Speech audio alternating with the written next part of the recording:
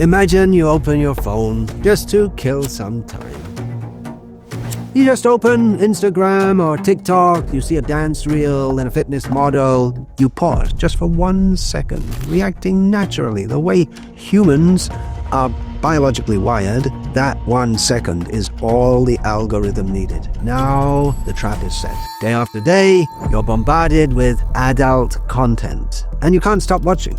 Now you are an addict. A split second of distraction ruined your life. Now you are miles away from your goals. You didn't intend to go there, but the damage is done. Your testosterone drops. You cancel the gym because you feel too weak to exercise. You lack motivation, no verve to do anything. And the most painful realization? It wasn't really your fault. You thought you were just scrolling, but you were actually stepping into the largest unregulated psychological experiment in human history, and millions among us are the lab rats.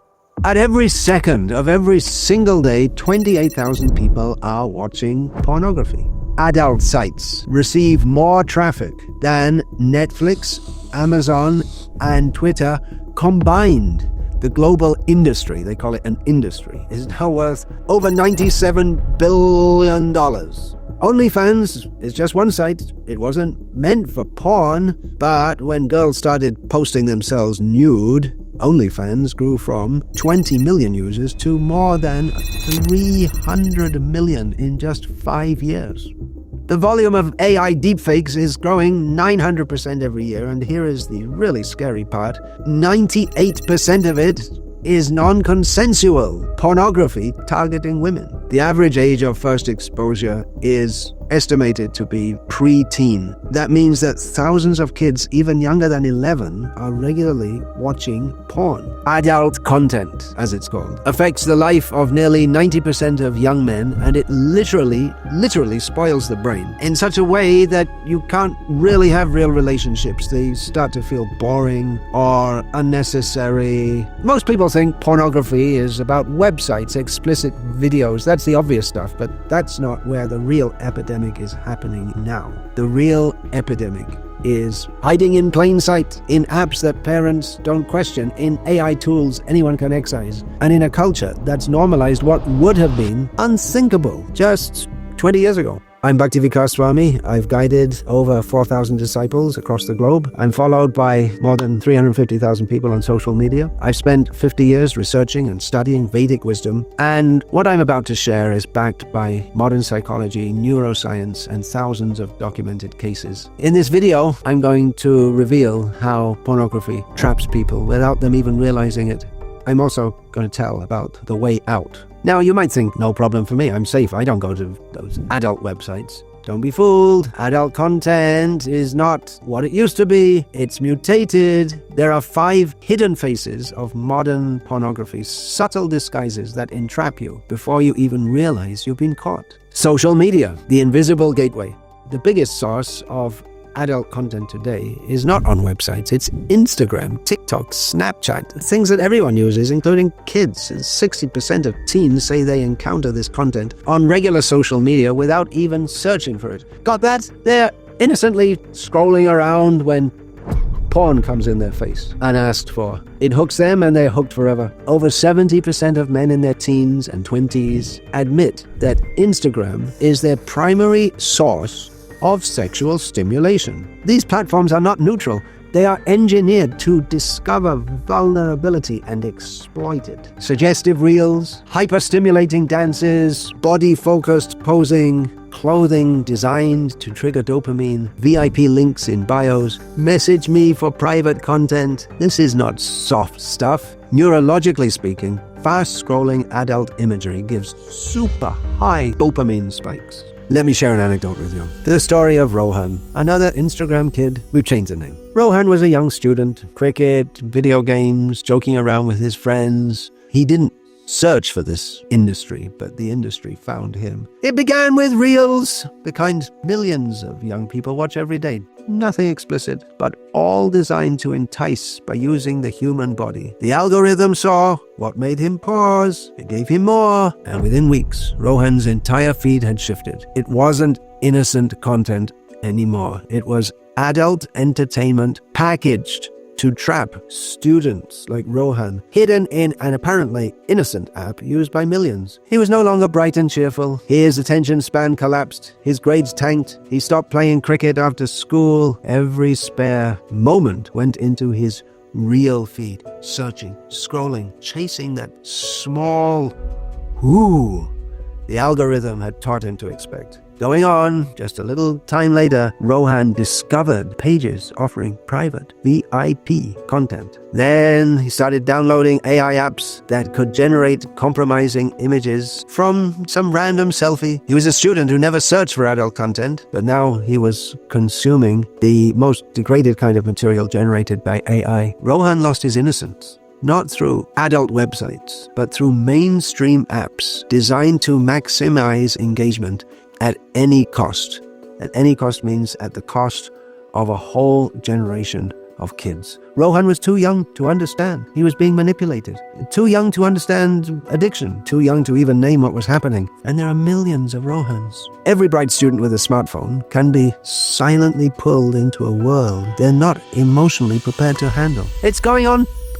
Completely normalized, and often parents have no idea. Then what about dating apps? Tinder, Bumble, Hinge, Grindr for gays. These apps were meant to simply connect people, but they've become sleaze bazaars. Seductive, hyper-curated profile images. Instant NSFW pic culture. Sexting before meeting, sometimes before even speaking. Over 35% of Tinder users report receiving unsolicited, explicit images. Dating apps now generate billions of dollars annually from stimulating content, not from meaningful relationships. For many users, especially young men, dating apps function as a soft porn substitute. Endless bodies, constant novelty, instant titillation, no commitment.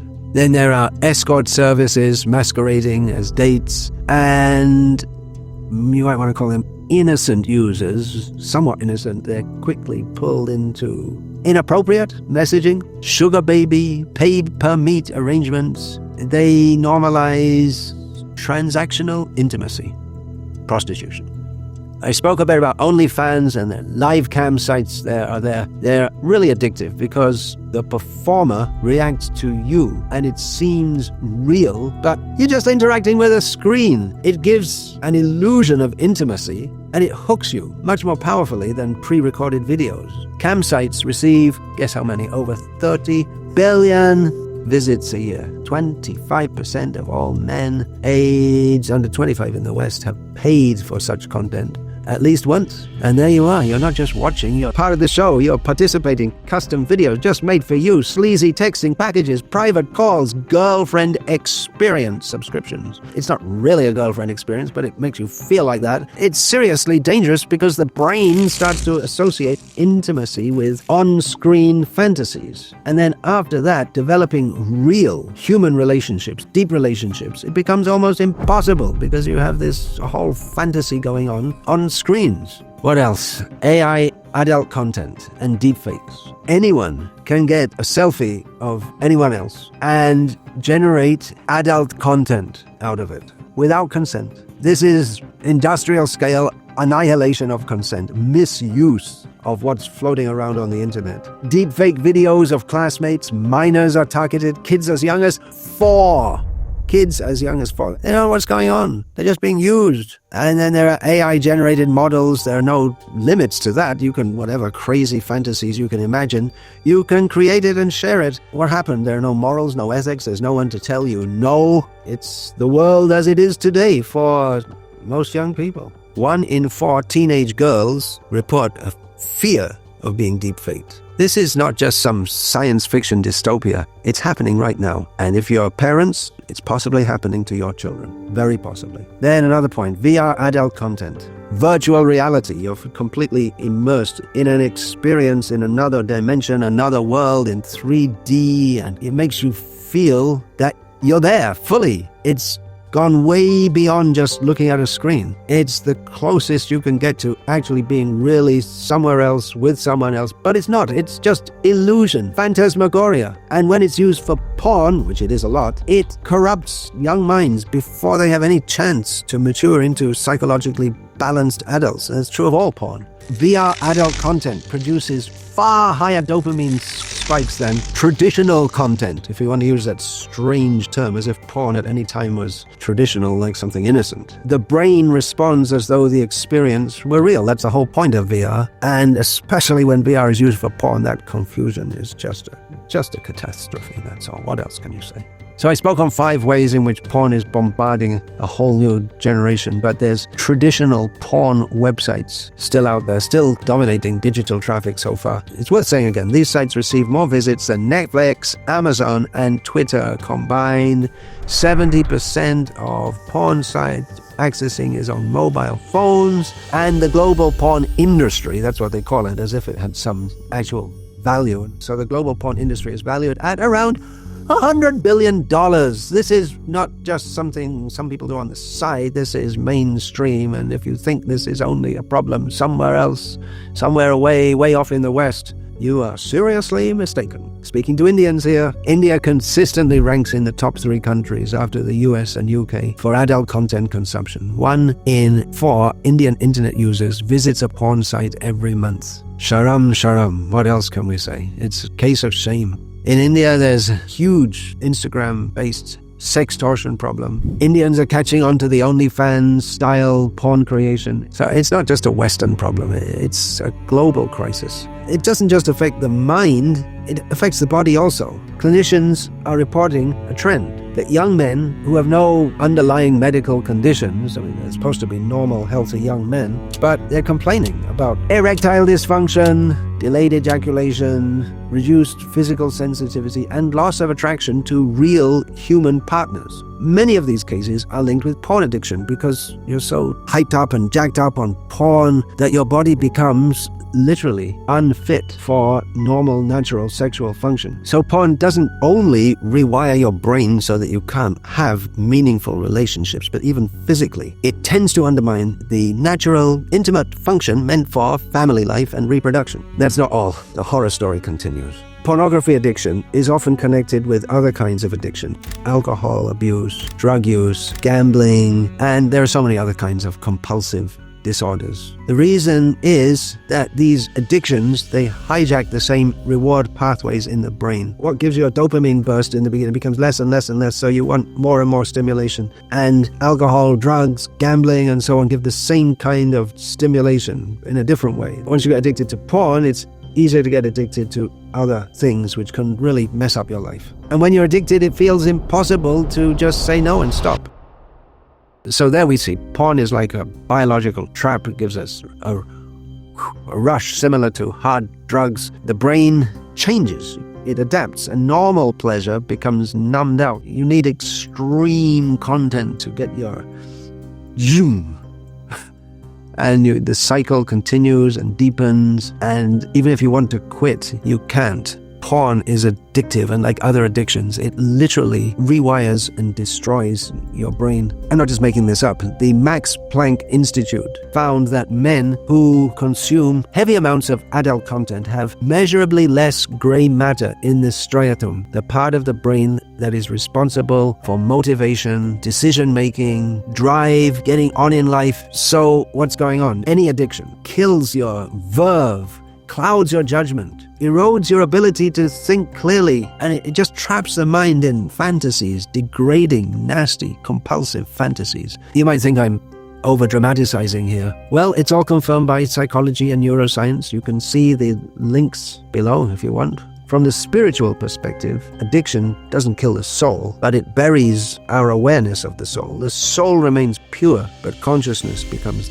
deeply covered. Literally millions are already victims, and there are more every day. But it's not just the kids. Of course, kids are particularly vulnerable, but there are plenty of grown men and women who are also porn addicted. And don't forget the men, women, and children who are dehumanized. Just to get a little money to live, they are exploited in damaging movies designed to mess up a million Rohans. This so-called industry is already a worldwide disaster, but the worst is yet to come. A whole generation of psychologically crippled people, unable to have healthy relationships or a balanced intimate life, and unable to produce kids. This content is wrong, it's bad, it's wicked, and any civilized person must agree with this. It brings absolutely no benefit to human society. No benefit, but it causes immense damage. Why don't governments act? It should be stopped. It's impossible to fully stop it, but it can be stamped out to a large extent. So, why is there not an uproar about this? Why don't governments stop it? Money.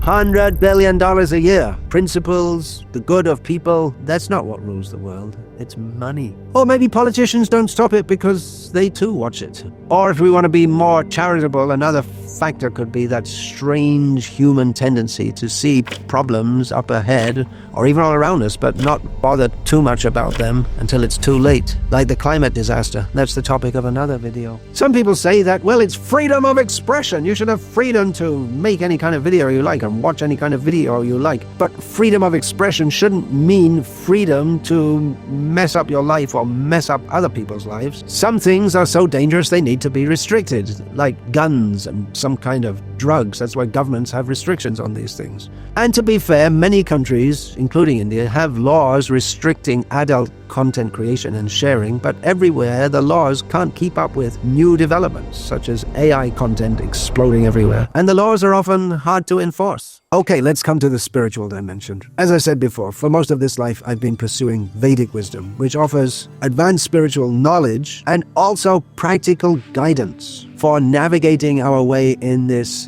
difficult material world. Vedic wisdom doesn't deny sexuality, it channels it for a higher goal. Pornography is one aspect of sexuality without responsibility or commitment. It's not a new problem, it is a modern, digitized aggravation of the oldest human weakness. Reject those bogus gurus who tell you to enjoy sex without restrictions. They're cheating you. Bhagavad Gita teaches that lust, sexual desire, is the all-devouring enemy that burns like fire and is never satisfied, which covers our natural, deep, pure spiritual consciousness. Uncontrolled desire blocks love of God. So we're not trying to shame anyone. It's not about guilt or shame. It's about understanding reality as it is, which ultimately means spiritual reality, which is the path out of this. Maybe some of you watching this are at the edge, spiritually, mentally, even physically. Adult content, like any other addiction, is hard to overcome. And understanding that you're trapped in it is the first step. There is hope. Some people recommend exercise, especially yoga and pranayama, and these can help. But as Professor Einstein observed,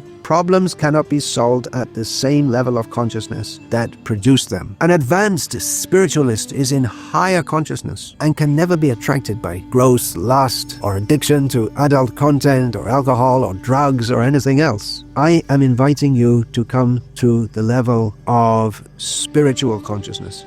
Now, you might think, I'm too far gone. I can't be a spiritual person. But Lord Krishna assures us that however badly we are struggling, we can rise up. I'll tell you some practical steps, but you'll have to take it seriously. Serious disease requires serious medicine. The best advice I can give everyone is to chant the Hare Krishna Maha Mantra. Hare Krishna, Krishna Krishna, Hare Hare, Hare Rama, Rama Rama, Hare Hare. Chanting Hare Krishna rewires consciousness at its root. You might think, well, Hare Krishna mantra, everyone knows that, it's very simple, it's well known, but I assure you, this Maha Mantra is extremely powerful. And the proof is that millions of people worldwide have given up all kinds of bad habits by chanting Hare Krishna. The holy name calms the mind and purifies desire as Lord Krishna enters our heart and fills it with a kind of joy completely different to some useless dopamine rush. So chant and pray to Krishna for strength. And when an urge arises, when the mind pushes you toward the internet and all horrible things, you can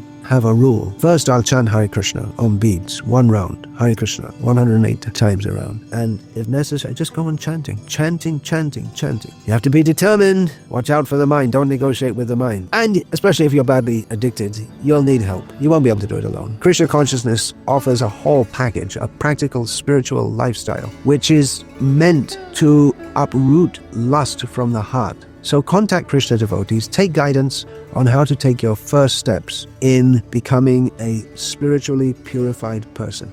And you will struggle at first, everyone does. Don't give up. Gradually the habits weaken and the mind becomes pure, calm, satisfied, clear. Everyone in this world is addicted to something to a greater or lesser extent. Millions have walked on this spiritual path before you and succeeded. Don't just chant. Along with chanting, understand who you are from Bhagavad Gita. The first lesson of Bhagavad Gita is that you are not this body. You are an eternal soul, part and parcel of Krishna. Real pleasure is not in the body or in the mind or in sex, but in the soul. See yourself and others as sacred beings. Serve something higher than impulse. Krishna is very, very merciful. He has given the way forward. He is ready to help us at every step. We just have to call out to him sincerely, and he will reciprocate. Every human possesses an inner strength greater than addiction, a spiritual strength that comes from surrender to God, to Krishna, strength that comes from genuine love, spiritual connection. So reading spiritual books will help tremendously, and I especially recommend Bhagavad Gita as it is by our revered Guru, His Divine Grace, A.C. Bhaktivedanta Swami Prabhupada. You may also read my book, Brahmacharya and Krishna Consciousness, and use my app where these topics are discussed in greater depth with practical direction for navigating modern life without being overwhelmed by constant sensual bombardment. Overall, the porn epidemic is a symptom of a sick civilization that has lost touch with basic human decency. The Krishna consciousness movement is meant for a spiritual revolution. Join us, rise up to a higher ideal, and help us save the world in its darkest hour. Thank you for watching. Please share your thoughts in the comments. Hare Krishna.